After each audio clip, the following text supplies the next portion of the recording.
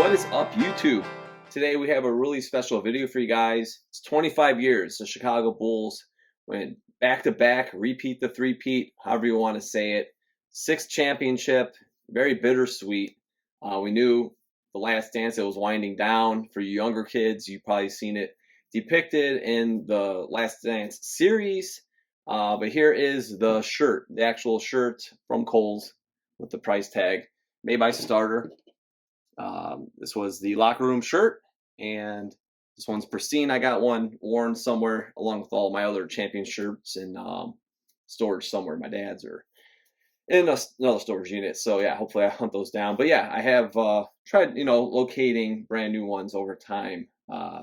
And we're just going to look at a few things that are basically, memorable to me. I have multiple hats, and here's another one. This is the locker room cap from 98 as well. The Last Dance, there's your sticker, made by Starter. So the earlier years, you had Sports Specialties make the first three-peat, which I'm kind of partial to. This one actually came from J.C. Penney. There you go, championship locker room hat by Starter. It's got the Starter logo here. 98 NBA Finals. But yeah, these are still cool. Definitely a neat design, and actually reproducing those. I don't know why. To make money, I guess. But they're not quite the same, just like the shoes. But yeah, that's kind of the two-piece there. And we're going to move on to the road to success. So these are the drop front signs from, I had Chicago Tribune, Chicago Sun-Times.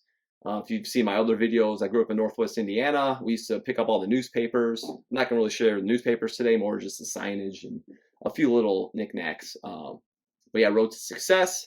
So there's one of them. And the next one, I think I might have shared this one before, but I can't remember the year. Unstoppable by the Sun-Times. I just think it's really cool with MJ, Pip, and the Worm. So brought that one out.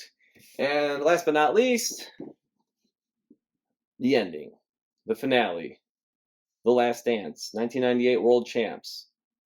Yes, so it was bittersweet, and it's still kind of a bitter taste because we haven't won since. We had a few good years, promising years where I thought we were going to do something with D Rose and the boys, but injuries are injuries, and it's the way it is. It's kind of hard to swallow. But yeah, I got one other cool piece before we dive into the shoes. Here is beautiful pair of shorts, game used, Last Dance.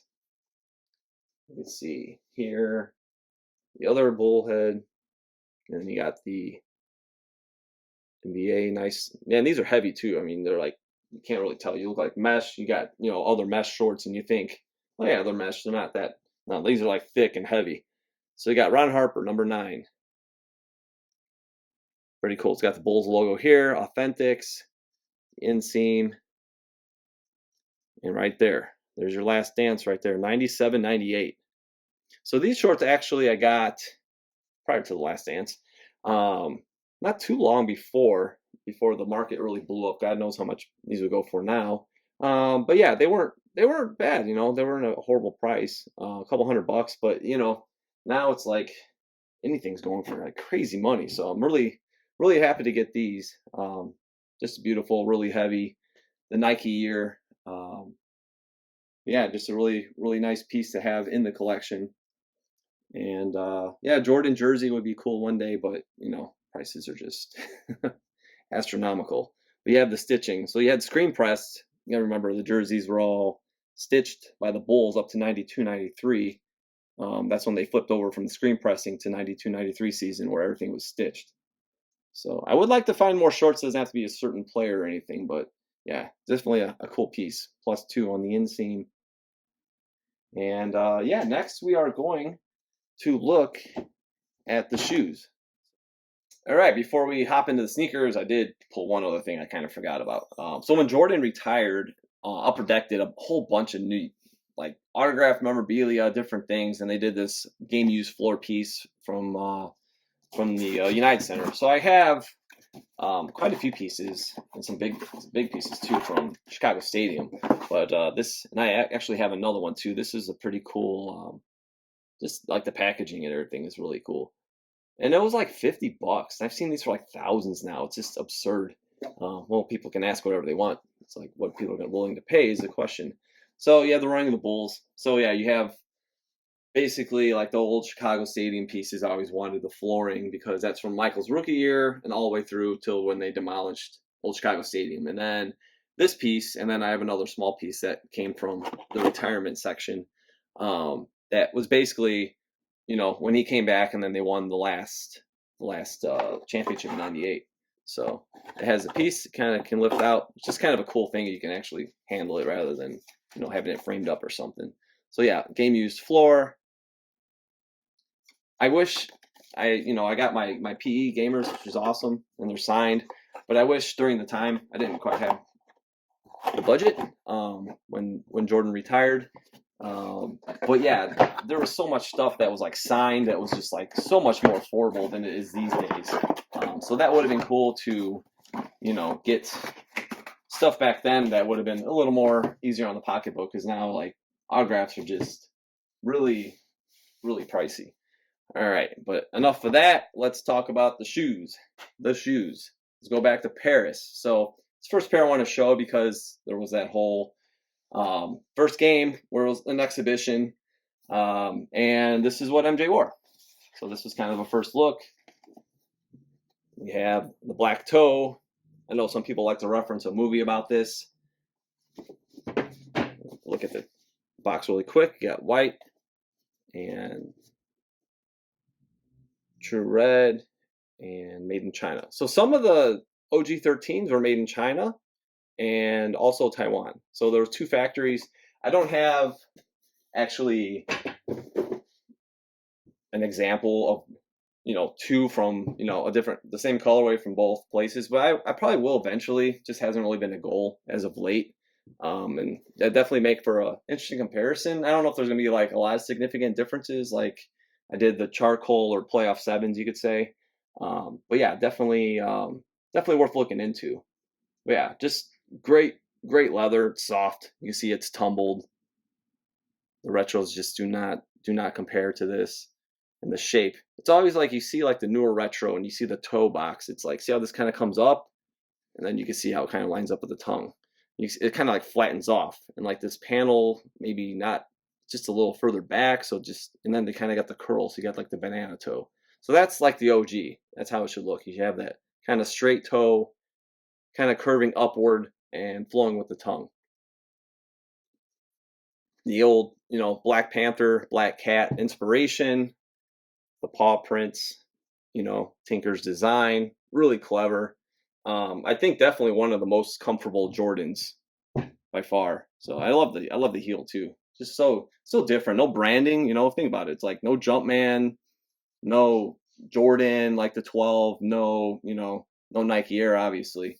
But yeah, just kind of a iconic on its own. This just by the silhouette, which is pretty remarkable. So yeah, we have the Jordan also on the tongue. Jumpman here. See, just nice quality leather. Red Jumpman on the insole.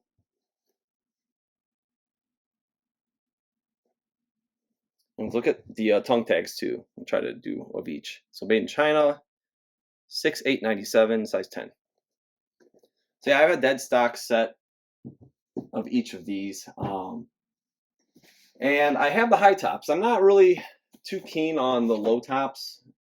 The only ones I'd really want to get are the ones that Jordan wore, the two Bulls colorways. So here is the Flints.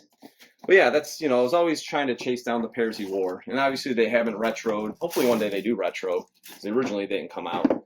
Hopefully they do come out with those low top, the two versions that he did wear in the playoffs. But yeah, here is the Flints. And these are just absolutely beautiful. Again, just that sheen of gray, nice suede, little oxidation you'll see, and obviously like with the eye, some people use the hair dryer, but you're gonna risk cracking it. It's like I just prefer to leave it alone, not do that. I'm gonna slide these over. Let's take a look at the tongue tag next.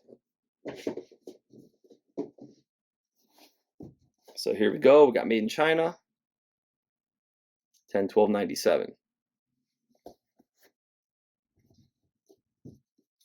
Yeah, again, just high quality. You see the toe shape reflecting like the black toe.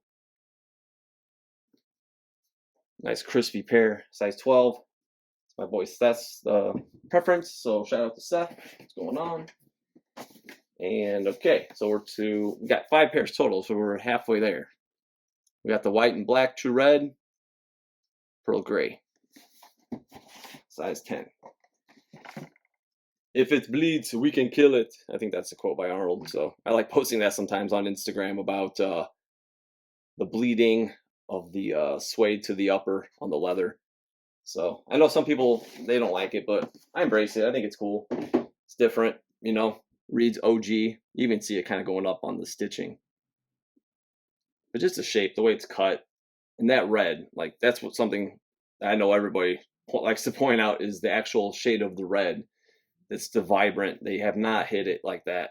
And then you see it kind of bleeds onto the outsole as well.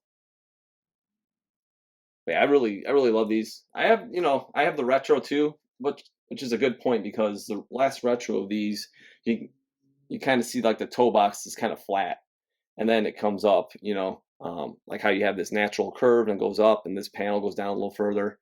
And on the playoffs that just most recently came out, the black one's all leather.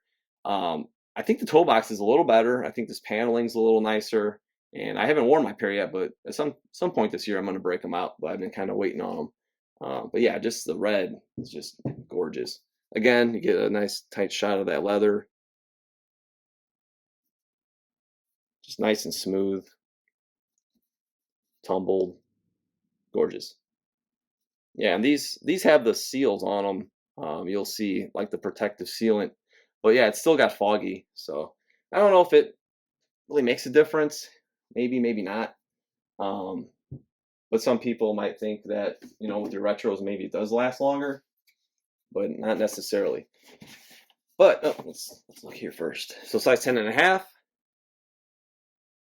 Got black and true red, made in Taiwan.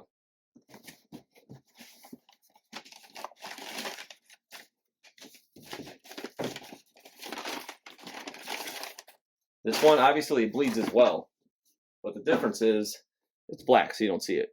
So if you see the glue, you can kind of see like a little red residue that's kind of bled onto it. So it definitely does it.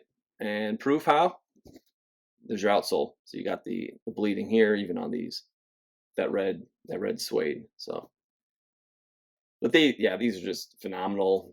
Got the 3M flash on the side panels, and here you can actually see the hologram a little bit, where most pairs, I don't know, it's like certain pairs do.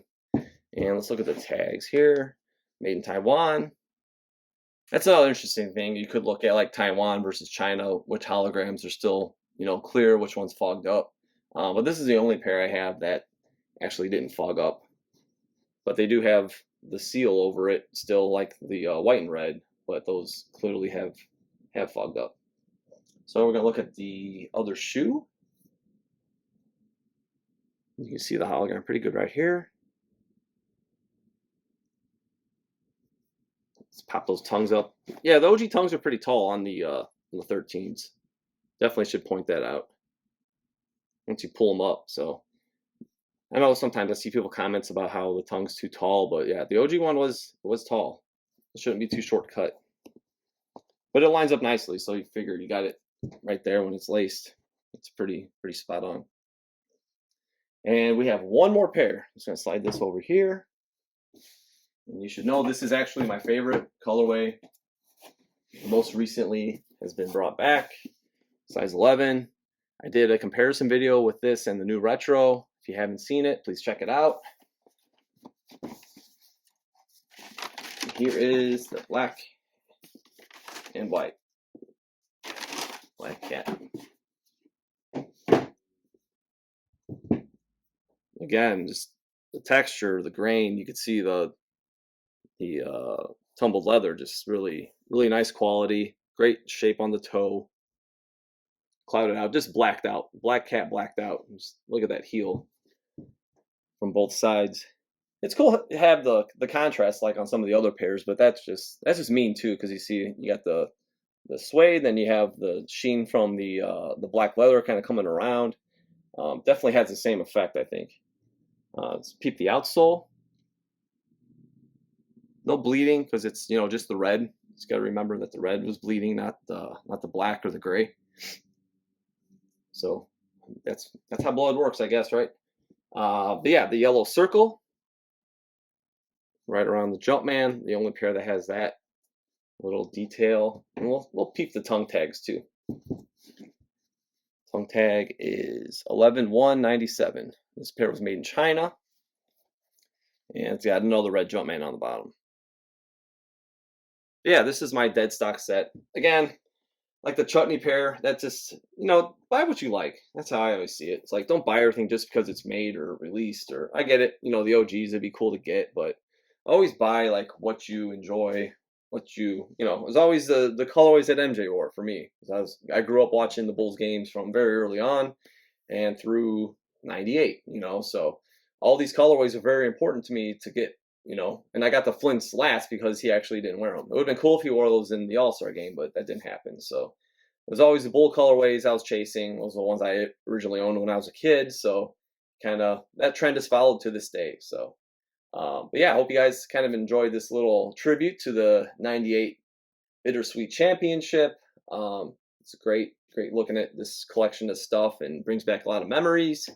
But yeah, hopefully it brought you guys back some memories too, and the stress. I always talk about that too. It's like Michael Jordan did this and this, and he was so great. And like I think it kind of the perspective gets kind of mixed. Like he did lose a lot of games. He did have a lot of losses, game-winning shots, and this and that. But it was like a very stressful time. And like '98, for us like diehard like Chicago Bulls fans, homegrown, 98, 93, those championships, like those were the hardest. Like when you're winning, you have a target on your back. So I remember, just going through it and watching and like, oh man, I don't know if we're gonna get through this one, But sure enough, they pulled through obviously, but it was like those were like getting over the hurdle of that last championship, and the same thing with the first three-peat. You could tell a war on him, and then his father's passing, obviously, that didn't help in the off season. But the same thing with this, but made it clear that this was it. They're going to blow the team up after '98. So it was definitely, I keep using the word bittersweet because it was, it was definitely bittersweet. So, but yeah, it's cool to just reflect on this and share with you guys a few things. So hope you enjoyed this video. Please subscribe. You can follow me on Instagram at OG or Bust, and we will see you next time.